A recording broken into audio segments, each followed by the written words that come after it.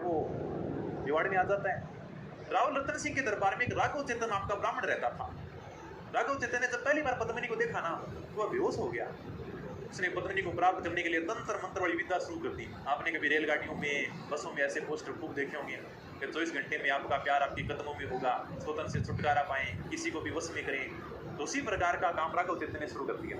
रतन सिंह को पता चला यार कि मेरी पद्मिनी को प्राप्त करने के लिए राघव चेतन ने तंत्र मंत्र शुरू कर दिए है। तो उसने राघव चेतन को मेवाड़ से बाहर निकाल दिया। राघव चेतन अलाउद्दीन खिलजी के दरबार में जाता है और कहता है कि मेवाड़ के शासक रतन सिंह के पास में बहुत ही सुंदर रानी है, इसका नाम है पद्मिनी। वह तो आप जैसे दिल्ली के मुगल बादशाह के पास में होनी चाहिए, वो मेवाड़ का छोटा सा राजा इतनी सुंदर रानी लेकर बैठा है। राघव चेतन ने ऊपर से 2-4 बातें और जोड़ दी। तो पद्मिनी तो बहुत सुंदर है, इतनी सुंदर है कि जब वो पानी पीती है ना तो उसके गले से पानी दिखता है। क्या बहुत सारी बातें जोड़ दी।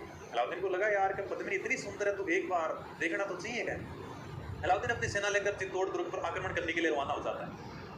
मेवाड़ वालों ने चित्तौड़गढ़ दुर्ग के दरवाजे बंद कर दिए और आराम से अंदर बैठ गए। अलाउद्दीन खिलजी आक्रमण करने के लिए रवाना हो गया। चलो भी मेवाड़ के अंदर देख के आते हैं पद्मिनी कितनी सुंदर है। क्या मेवाड़ वालों को पता चला कि अलाउद्दीन खिलजी अपनी बड़ी सारी सेना लेकर आ रहा है चित्तौड़ पर आक्रमण करने के लिए। मेवाड़ वालों ने कहा क्या चित्तौड़ दुर्ग के दरवाजे बंद कर दिए और आराम से चुपचाप अंदर बैठ गए। अलाउद्दीन की सेना चित्तौड़ दुर्ग के बाहर घेरा डालकर बैठ गई। अलाउद्दीन को घेरा डाले काफी समय हो गया।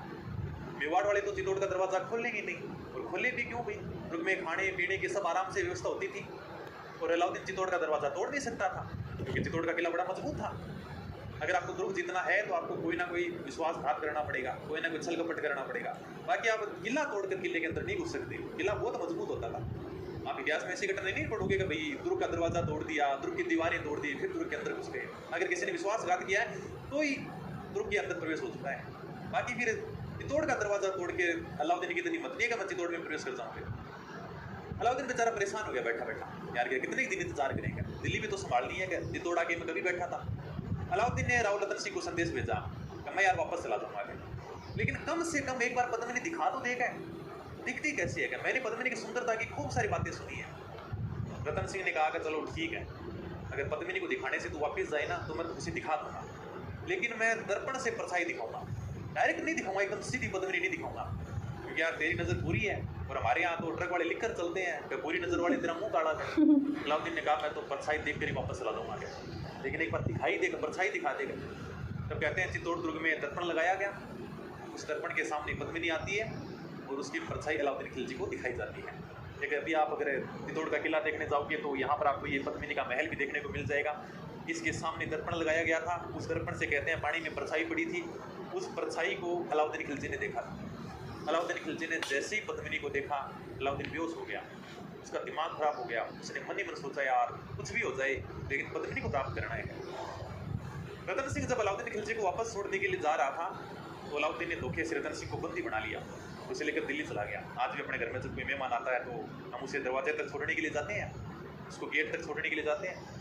तो रतन सिंह भी अलाउद्दीन खिलजी को वापस छोड़ने के लिए जा रहा था। बाहर अलाउद्दीन की सेना खड़ी थी तो वहीं दरवाजे से रतन सिंह को बंदी बनाकर दिल्ली ले गए। पीछे से मेवाड़ वालों के पास में संदेश भेजा गया, अगर रतन सिंह चाहिए तो पद्मिनी लेकर आओगे।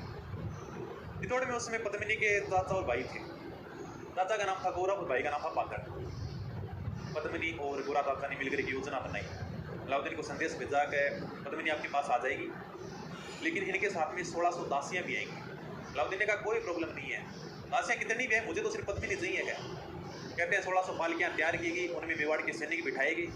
जब ये पालकियाँ दिल्ली पहुँचती हैं तब अलाउद्दीन को कहा गया कि आज पद्मिनी राव रतन सिंह के पास रहेगी, कल वो तुम्हारे पास आ जाएगी। अलाउद्दीन ने कहा कोई दिक्कत नहीं, जब इतने दिन इंतजार किया है तो एक दिन और सही। जहाँ पर रतन सिंह को बंदी बनाया गया था वहाँ पर अलाउद्दीन की थोड़ी सी सेना थी जिसे मेवाड़ के सैनिकों ने मार दिया था, तो रतन सिंह को छुड़ाकर चित्तौड़ वापस ले आते हैं। अलाउद्दीन की सेना के साथ गोरा युद्ध करते हुए वहीं पर वीर गति को प्राप्त हो जाता है। अलाउद्दीन को बड़ा बुरा लगा, यार मेरे साथ ऐसे कैसे कर सकता है, मेरे घर में घुसकर और मेवाड़ वाले अपने राजा को छुड़ा कर ले गए। अलाउद्दीन फिर एक बड़ी सेना को तैयार करता हूँ चित्तौड़गढ़ पर आक्रमण करने के लिए कहता है। अब की बार अलाउद्दीन 8 महीने तक चित्तौड़ के किले के बाहर डेरा डालकर बैठा ही रहा, गया ही नहीं। चित्तौड़ में राशन पानी भी खत्म हो चुका था, या आप अनाज का कितना भंडारण कर सकते हो, 6 महीने के लिए, 8 महीने के लिए, 10 महीने के लिए। धीरे धीरे जो भी राशन पानी था वो समाप्त हो गया। अब मेवाड़ वालों के पास में साके के अलावा कोई चारा नहीं था। दादा मतलब केसरी और जोर। राव रतन सिंह ने केसरी किया, पद्मिनी ने जोहर किया और 26 अगस्त 1303 को चित्तौड़गढ़ दुर्ग का पहला साका संपर्क होता है। अलाउद्दीन खिलजी चित्तौड़ का किला जीत जाता है, लेकिन उसे चित्तौड़ के किले में कुछ भी हासिल नहीं हुआ था, उसे दरवाजे कुछ भी में नहीं मिला था, ना तो उसे पदवी नहीं मिली थी। जब वो अंदर प्रवेश करता है तो वो देखता है कि चारों राख ही राख है, क्योंकि पद्मिनी ने तो जोहर कर लिया था, अग्नि में जोहर कर लिया, कुछ हासिल नहीं हुआ। अलाउद्दीन को नुकसान ही ज़्यादा हुआ था, क्योंकि अलाउद्दीन की सेना को नुकसान हुआ था। रात को जब केसरिया कपड़ा धारण करके केसरिया पगड़ी पहनकर बाहर निकलते थे ना, तो उनका एक ही मकसद होता था, मरना है या मारना है।